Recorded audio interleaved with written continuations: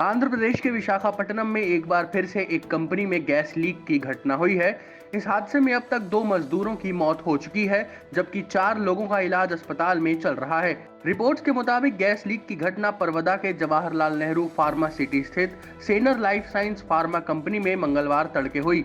Leak हुई gas बेंजीमिडाजोल बताई जा रही है, जो जहरीली होती है। जिस समय गैस लीक का हादसा हुआ उस समय फार्मा कंपनी में 30 लोग काम कर रहे थे। गैस लीक होने की वजह से 6 कर्मचारियों को चक्कर आया और वे बेहोश होकर गिर पड़े। सभी बेहोश कर्मचारियों को अस्पताल ले जाया गया, जहां 2 की मौत हो गई। भारत सरकार ने चीन पर डिजिटल स्ट्राइक करते हुए उसके 59 ऐप्स को देश में प्रतिबंधित कर दिया है। जो ऐप्स बैन किए गए हैं उनमें टिकटॉक जैसा मशहूर ऐप भी शामिल है, जिसके भारत में 12 करोड़ से ज्यादा यूजर्स हैं। इसके अलावा यूसी ब्राउजर, शेयरिट, लाइकी, वीचैट और कैम स्कैन जैसे बेहद लोकप्रिय और बड़े स्तर पर इस्तेमाल किए जाने वाले ऐप्स भी शामिल हैं। भारत सरकार के मुताबिक इन ऐप्स पर यह पाबंदी तत्काल प्रभाव से लागू होगी। सरकार की तरफ से जारी बयान में कहा गया है कि भारत की एकता, रक्षा और राज्यों की सुरक्षा को ध्यान में रखते हुए यह पब्लिक ऑर्डर जारी किया गया है। गलवान घाटी और एलएसी को लेकर भारत चीन के बीच मंगलवार को एक बार फिर कोर कमांडर स्तर की बातचीत होगी। दोनों देशों की सेनाओं के बीच लेफ्टिनेंट जनरल स्तर की यह तीसरे दौर की बातचीत होगी और इस बार यह भारतीय क्षेत्र में होगी।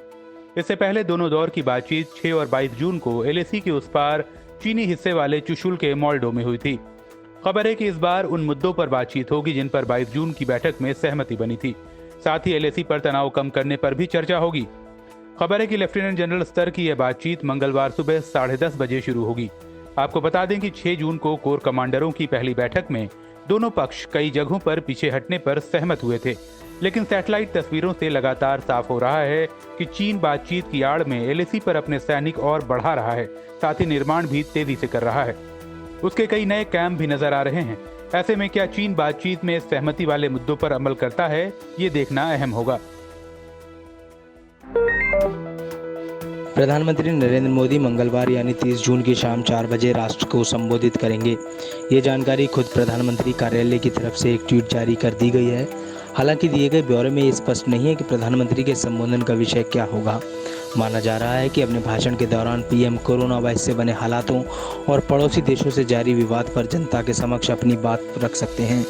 कोरोना को लेकर सरकार 31 जुलाई तक चलने वाले अनलॉक 2 का ऐलान कर चुकी है, जबकि चीन की भी आर्थिक और सामरिक घेराबंदी की जा रही है। केंद्र सरकार ने अनलॉक 2 का ऐलान करते हुए इसके लिए गाइडलाइंस को जारी कर दिया है। ये गाइडलाइंस 31 जुलाई तक लागू रहेंगी। इनके तहत राज्यों के लिए प्रावधान किया गया है कि वे कंटेनमेंट जोन के बाहर वैसे बफर जोन की पहचान कर सकते हैं जहां कोरोना के केस बढ़ने की संभावना है। साथ ही जिला प्रशासन ऐसी जगहों पर आवश्यक प्रतिबंध भी लगा सकता है। नए नियमों के मुताबिक देश भर में रात 10 बजे से सुबह 5 बजे तक कर्फ्यू रहेगा, लेकिन आवश्यक सेवाओं को छूट दी जाएगी। इसके अलावा सार्वजनिक जगहों, कार्यस्थलों पर और परिवहन के इस्तेमाल के दौरान फेस कवर पहनना अनिवार्य होगा। सरकार ने फिलहाल देश भर के स्कूल कॉलेजों को 31 जुलाई तक बंद रखने का फैसला किया है। इसके अलावा metro rail, cinema hall, gym, swimming pool आदि भी 31 जुलाई तक बंद रहेंगे। हालांकि कंटेनमेंट जोन के बाहर आने वाले केंद्र और राज्य सरकारों के ट्रेनिंग इंस्टीट्यूट 15 जुलाई से खोले जा सकेंगे। भारत में कोरोना केसों के बढ़ने की दर दुनिया के औसत से करीब दोगुनी है। अवर वर्ल्ड इन डेटा वेबसाइट के मुताबिक दुनिया में कोरोना के बढ़ने की औसत दर 1.8% है, तो भारत में यह दर 3.85% है। इसका मतलब है कि भारत में कोरोना वायरस के केस दुनिया के बाकी हिस्सों की तुलना में दोगुनी गति से बढ़ रहे हैं। डेटा के आकलन से पता चलता है कि भारत के बाद ब्राजील दुनिया में दूसरा सबसे अधिक वृद्धि दर वाला देश है, जहां पर 3.5% की वृद्धि दर देखी गई। उसके बाद रूस पे 1.6%, अमेरिका में 1.3% और यूनाइटेड किंगडम में 0.5% की वृद्धि दर देखी गई। जानकारों के मुताबिक ऐसा इसलिए हुआ क्योंकि जून महीने की शुरुआत में भारत में केसों की संख्या कम थी। 1 जून को भारत में 1.9 लाख केस थे, लेकिन 28 जून तक भारत में कोरोना केस तेजी से बढ़े और कुल संख्या लगभग 5.5 लाख पहुंच गई। सोमवार को भारत में आए 19,459 नए केसों को जोड़ा जाए तो वृद्धि दर 3.9 हो जाती है। कोरोना के खिलाफ लड़ाई में भारत को बड़ी कामयाबी मिलती नजर आ रही है। भारत ने कोरोना वायरस की वैक्सीन तैयार करने की दिशा में एक बड़ा कदम बढ़ा दिया है। भारत में कोविड-19 की पहली वैक्सीन तैयार कर ली गई है। इस वैक्सीन का नाम कोवैक्सीन है और इसे भारत बायोटेक ने बनाया।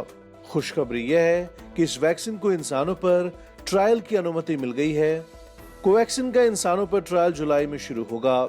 इस ट्रायल के नतीजों के आधार पर इस वैक्सीन को अपनाने पर फैसला लिया जाएगा। भारत बायोटेक को सोमवार को यह अनुमति drug controller general of India ने दे दी है। बायोटेक के मुताबिक ICMR और नेशनल इंस्टीट्यूट ऑफ वायरोलॉजी के साथ मिलकर इसे तैयार किया गया है। कोरोना के सामने महाराष्ट्र की हालत लगातार बिगड़ती जा रही है। सोमवार को लगातार चौथे दिन राज्य में 5000 से ज्यादा नए मामले सामने आए। पिछले 24 घंटों में महाराष्ट्र में कोरोना संक्रमित 5257 नए मामले सामने आए हैं।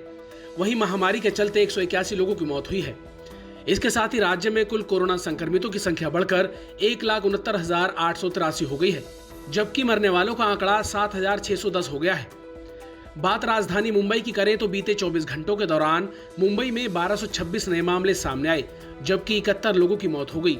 मुंबई में अब कुल मामले 76,765 हो गए हैं, जबकि 4,463 लोगों की मौत हो चुकी है। भारत द्वारा 59 चीनी ऐप पर बैन लगाने के बाद अब अमेरिका ने भी चीन को तगड़ा झटका दिया है। अमेरिका ने चीन को रक्षा उपकरणों के निर्यात पर प्रतिबंध लगाया है। अमेरिका के विदेश मंत्री माइक पॉम्पियो ने मंगलवार को इस प्रतिबंधों का ऐलान किया। अमेरिका ने चीन के हांगकांग को लेकर राष्ट्रीय सुरक्षा कानून लाए जाने की घोषणा के बाद अत्याधुनिक रक्षा उपकरणों और तकनीकों के निर्यात पर पूरी तरह से प्रतिबंध लगा दिया है। अमेरिकी विदेश मंत्री ने कहा कि चीन के फैसले से ट्रंप प्रशासन को हांगकांग को लेकर अपनी नीतियों को फिर मूल्यांकन करने का मौका दिया है। चूंकि चीन राष्ट्रीय सुरक्षा कानून को पारित करने की दिशा में आगे बढ़ रहा है, इसलिए अमेरिका हांगकांग को अमेरिकी मूल के रक्षा उपकरणों की सप्लाई को रोक रहा है। जहां एक तरफ भारत का चीन और पाकिस्तान से सीमा पर टकराव बढ़ रहा है, वहीं भारत के सहयोगी देश उसे सैन्य साजो सामान मुहैया करवाने में जुट गए हैं। भारतीय वायुसेना के विशेष निवेदन के बाद फ्रांस ने राफेल विमानों की खेप को समय से पहले भारत भेजने का आश्वासन दिया है। मीडिया रिपोर्ट्स की माने तो 27 जुलाई को 6 राफेल लड़ाकू विमानों की पहली खेप भारत आ जाएगी और इन्हें हरियाणा के अंबाला में तैनात किया जाएगा। हालांकि पहली खेप में 10 राफेल आने थे, लेकिन भारत को जल्द डिलीवरी देने के लिए फ्रांस पहले 6 विमान भेज रहा है। बताया जा रहा है कि बाकी विमानों को फ्रांस में फिलहाल भारतीय वायु सैनिकों की ट्रेनिंग के लिए इस्तेमाल किया जाएगा। वहीं रूस ने एंटी टैंक मिसाइलें और portable air defence system, America ने गोला बारूद और इजराइल ने एक अन्य एयर डिफेंस सिस्टम को जल्द ही भारत को देने की बात कही है। अपने पड़ोसियों के साथ चीन की दादागिरी जारी है। अब उसने भूटान की जमीन के एक हिस्से पर अपना दावा ठोका है। चीन ने भूटान के सक्तेंग वन्यजीव अभयारण्य की जमीन को विवादित बताया है। दरअसल ग्लोबल एनवायरमेंट फैसिलिटी काउंसिल की 98वीं बैठक में चीन ने यह दावा तब किया जब इस अभयारण्य के फंडिंग के प्रस्ताव पर चर्चा हो रही थी। हालांकि भूटान ने चीन के इस कदम का कड़ा विरोध किया है और इस जमीन को अपना अभिन्न अंग बताया है। बता दें कि भूटान और चीन के बीच अभी सीमांकन नहीं हुआ है। इसी का फायदा उठाकर चीन अपनी नापाक चालें चलता है। अच्छी बात यह है कि चीन के विरोध के बाद भी काउंसिल ने प्रोजेक्ट को अपनी मंजूरी दे दी है। ईरान ने अपने शीर्ष सैन्य कमांडर कासिम सुलेमानी की हत्या के मामले में अमेरिकी राष्ट्रपति डोनाल्ड ट्रंप के खिलाफ गिरफ्तारी वारंट जारी किया है। इतना ही नहीं, ईरानी सरकार ने इस गिरफ्तारी के लिए इंटरपोल से भी मदद मांगी है। हालांकि इस पर इंटरपोल की तरफ से कोई जवाब नहीं दिया गया है। आपको बता दें कि अमेरिका ने 3 जनवरी को एक ड्रोन हमले में सुलेमानी को उस समय मार गिराया था जब वह अपने काफिले के साथ बगदाद में था। ईरान ने इसके जवाब में इराक में स्थित 2 अमेरिकी सैन्य ठिकानों पर 22 मिसाइलें दागी थीं, जिसके बाद दोनों देशों के बीच युद्ध छिड़ने की आशंका गहरी हो गई थी।